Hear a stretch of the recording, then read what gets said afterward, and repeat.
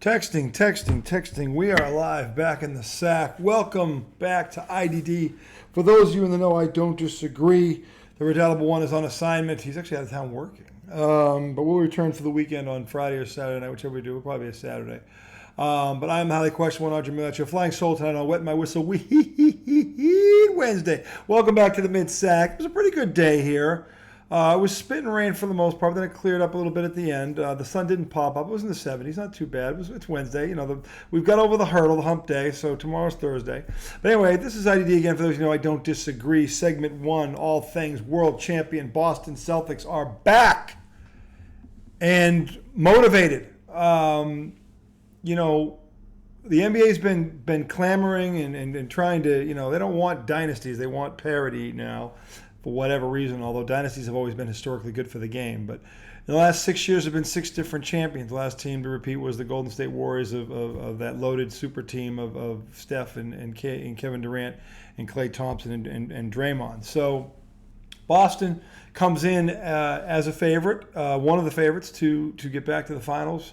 I don't know if they're the prohibitive favorite, and I don't know if that's because of the what is Porzingis' injury? How long is he going to be out? They're saying December. It's 1 month, right? It may be sooner than that. It may be longer than that. Who the hell knows? We've talked about this, Tom and I, at length, and everybody knows it. Big men with leg injuries of any kind, whether it's the leg, the foot, the whatever, the knee, the calf, the quad, whatever, the hamstring, whatever, the ankle, these injuries with big men always take longer to heal, if they heal at all. And the bigger you are, the longer it takes to heal. So, with Porzingis' injury, the Celtics are going to handle him like they did last year with kid gloves, and they got him, they lost him for most of the playoffs. They got him back in the finals, and he won game 1 for them, let's be honest. And then he was great in game 2 before he got hurt. And then when he did come in game 5, he gave him a spark. So he really gave him, I'd say, 2 games out of the 5. But he missed most of the playoffs before then. That didn't matter because everybody else was injured too, and Boston was the most talented team when everybody was healthy. So with everybody losing a top player in the roster, or at least one starter, Boston obviously had a manpower advantage over everybody else. So, yeah, they walked through it, and they should have. They do what they were supposed to do. The funny thing is that when they got to the finals, everybody and their mother, who supposedly was an expert, picked Dallas. And boy, did they look stupid. Shaquille O'Neal among them, who's still, Kendrick Perkins, all these guys were picking Dallas. So, and they were all wrong. Tim Legler, who I thought knew better, picked Dallas. But they all ate crow. Boston kept the receipts and dismantled the Mavericks in 5, as you all know. And it was perfect because it was Crimey River Irving having to eat it, and that was beautiful. So, but the honeymoon's over. That's gone. Last year is in the past, and now we are moving on to the quest for Banner 19. Look, the offseason, this has been talked about. I'm not saying something here that hasn't been discussed on most media outlets that are covering the NBA, but the level of disrespect for a world champion reached a new level. Because, and for years, it almost seems like there's something in this league that's trying to drive a wedge between Jason Tatum and Jaylen Brown. And every year you heard it. Every freaking year you heard it. And you thought when they won the championship that would end, or these things between them. And they didn't do anything. They love each other. They're brothers. But, first, Brown gets snubbed by the Olympic team. And to make matters worse, they put a Celtic on there who was deserving. Derek White is a great player. And as I said to Tom before, if he was not on the Celtics, he'd have been an all-star last year. He would have. He was playing that well. He's arguably the best defensive guard in the league. He led block. He was in the top 10 in blocks. I think he's a guard. Okay. And had made some of the biggest plays in that run. Derek White was deserving. Okay. But they did that. If you have to choose between the two of them, to sit there and say that Jaylen Brown couldn't or wouldn't have fit on that team is asinine. And, of course, there's speculation. Was it Nike? Was it Grant Hill? Was it both of them in cahoots? Was it Nike telling Grant Hill what to do and then you fall on the sword for it and all this other? I don't know. We'll never know. Let's be honest. We'll never know the truth of this. Okay? But that was him.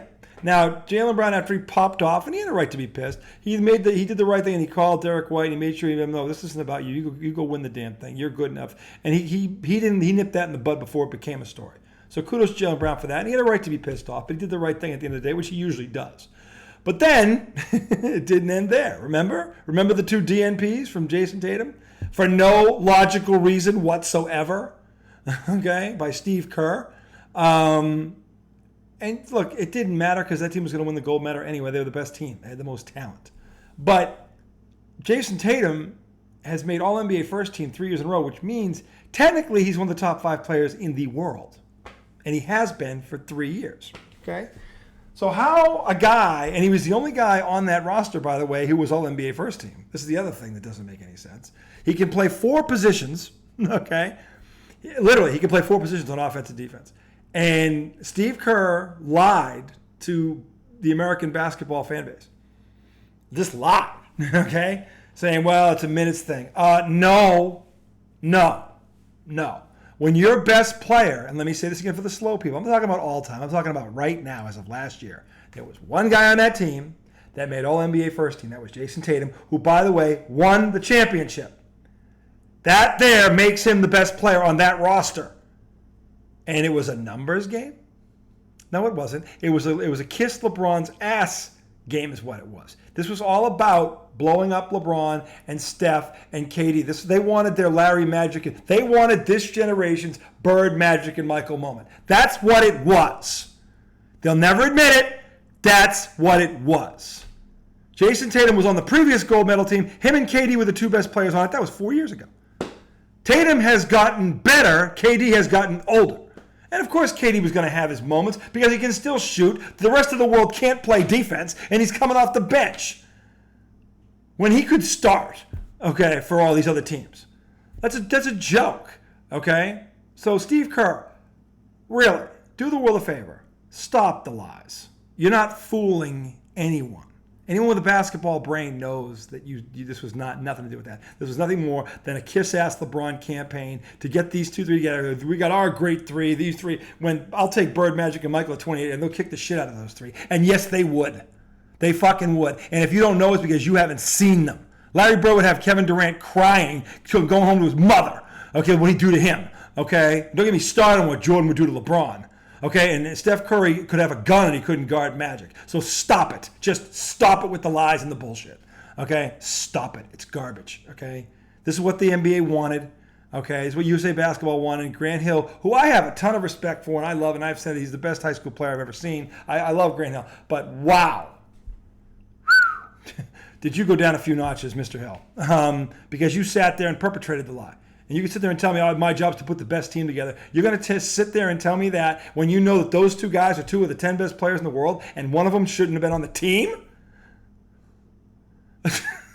Stop. But by the way, thank you. Because any chance of complacency, which is what part of the reason the previous 6 champions failed, that's out the window. That's out the window, okay? Al Horford, they did a story a couple days ago. I don't know if you've got to see this on ESPN, but Al Horford tells the story of walking into the first day of training camp, and he gets there at 8 a.m. for his workout, and as he's walking in, Tatum's walking out. He's already done his workout. Tatum got there at 6 a.m. He had been doing that for 2 weeks leading up to it. Thank you, Steve Kerr. Thank you for being the monumental donkey that you are. And Grant Hill, thank you for being a first-class liar. Okay, because honestly, there's no... And look, here's the dilemma that is Jason Tatum, and it's not his fault. It's just not in his personality to respond the way a Marvin Hagler would have responded, or a Doug Flutie would have responded, or a David Ortiz would have responded, or a Larry Bird would have responded. He doesn't have that in him. Doesn't mean he doesn't get mad. Doesn't mean he doesn't take but he just... different things motivate him, okay? He's never going to come out and say it because he's always learned, and by the way, this is a good thing. He's taken the high road, let you play till you're talking for you, okay? But internally, it sounds like he is seething and has been since the Olympics. And he said in the interview, look, I still can't wrap my head around why that happened, but it doesn't matter. It's over. I've moved on from it, learned from it, and it's over. Oh, it's not over. See, that's where Tatum is lying. This isn't over. This is just beginning, okay? And as nervous as I was about what the first month of this season is going to look like, because Porzingis is not going to be there, the New York Knicks are loaded, the Sixers are loaded, all these teams that are coming after them are loaded. But I kept saying this to Tom, and Tom knows this because Tom knows basketball. And the two best players on this team are just now entering their prime. In fact, I still argue Tatum is another year away from it. Okay, Jaylen Brown is just now entering his prime, and they're both pissed off. Think Jordan Pippen, only a little bit bigger, okay, and a little bit younger, all right? And unlike Jordan and Pippen, this team, okay, what's around them, I mean, talk about, and look, the Bulls were, they won 6 out of 8 years. Those two were the glue, okay? But they started a little bit later than these two did. Now, Bird and Magic were the reason for that because they didn't start winning until Bird and Magic got old and faded out, and that's really what happened. But, and the Pistons, got there in the way for 2 years. But the thing is, there's no one like that on the landscape. And you can talk to me about the Denver Nuggets all you want, okay? If the Boston Celtics take the Denver Nuggets seriously, like they did Golden State last year and realize we're just better than you, they can clean their clock because there's no one on Denver that can stop either one of those two. And to do it, they're going to have to bring help, which is going to leave open Drew Holiday, Derek White, Al Horford, Peyton Pritchard, Sam Hauser, these two kids they drafted that are seniors, not freshmen. These aren't 19-year-old projects. These two guys are men that can come in and give them minutes. Okay? They're not wet behind the ears at all. Brad Stevens did a masterful job of filling out this roster in anticipation of not having Porzingis for at least a month. And he has this luxury now because he has these big men in the fold behind Horford, the Cadas, okay, and the Tillmans. Okay, and my boy there, I always forget his name, but he's the tall, hold on, I'm not going to say it. I'm going to say his name because I have the roster here. I'm going to say his name.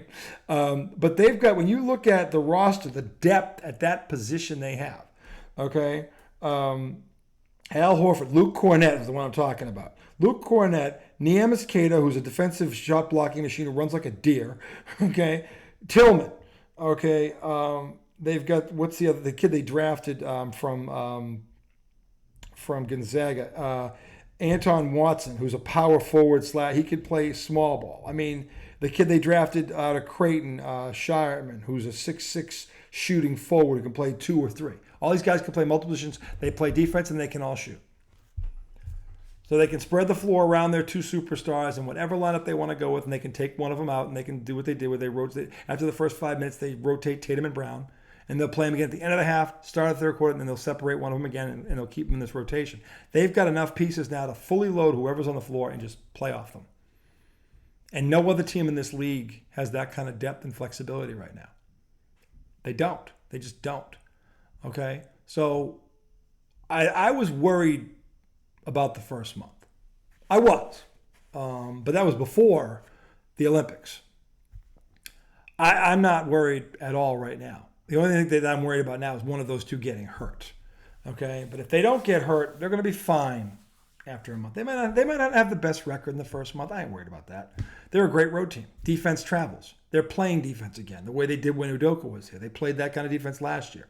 When they wanted to lock people down, they did it. And they have the best perimeter defense in the entire NBA, and no one disputes that. Okay? So the kid they brought in from Brooklyn, who no one's talking about him, they signed this 6'4", this shooting, who shoots lights out, plays D. They're so deep at the 2 and 3 spots, they can just come at you in waves. They really can. And I know that Missoula is chomping at the bit to show what this group can do, because this on paper is a more talented group than the one that just won the championship. And it is.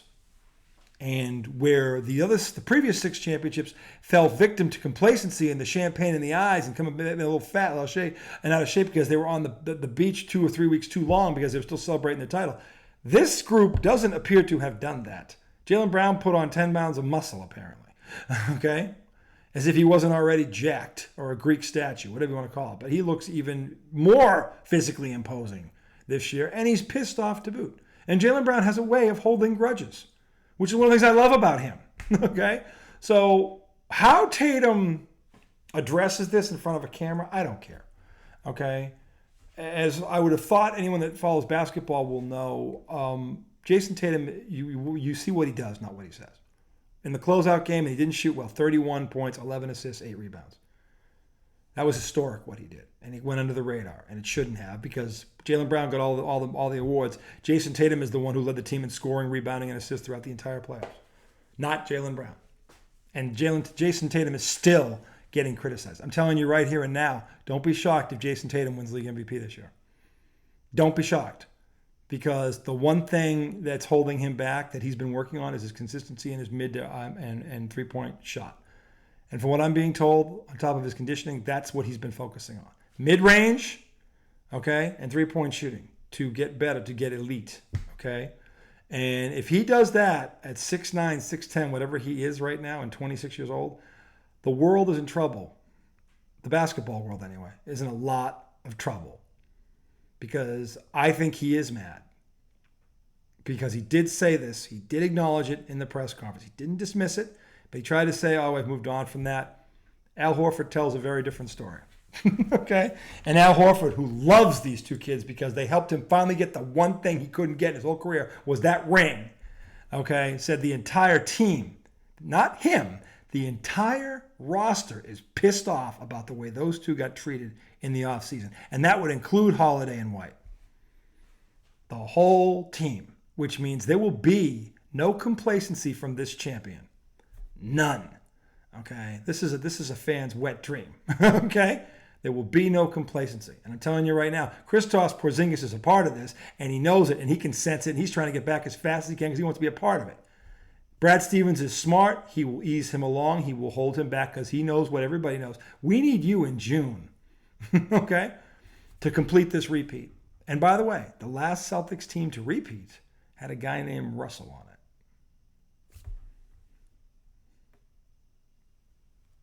So that's what they're chasing, and they know it.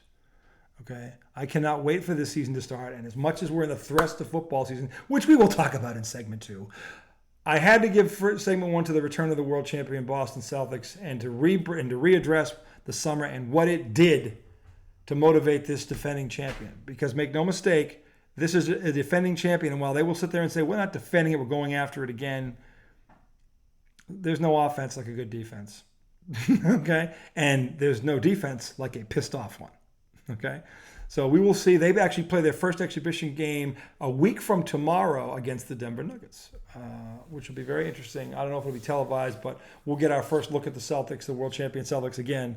God, I love saying that. I just love saying that. But until then, stay healthy, you guys. Missoula, Godspeed. Keep them on the straight and narrow. And Joe Missoula, by the way, who I didn't give enough credit to this offseason, he totally understands the history that is the Boston Celtics. He is ingratiated in it. He loves it. He lives it. He breathes it. And I was wrong about him. Not that I didn't think he could coach. I think he could coach. But he probably has the same passion for that organization that I do. And a lot of fans, because he was a fan of that organization before he became a part of it. So kudos to Missoula for that, and I've never given him his flowers that, but he deserves them. So keep them on the right path, stay healthy, and obviously we will be talking about them in the coming weeks. But that's going to do it for segment 1. Segment 2, we will come back. College football update, preview, Dallas, New York Giants. Something's got to give tomorrow night, America. Cowboys reeling. Did the Giants discover something over the weekend with that win in Cleveland? Segment 2 coming right up.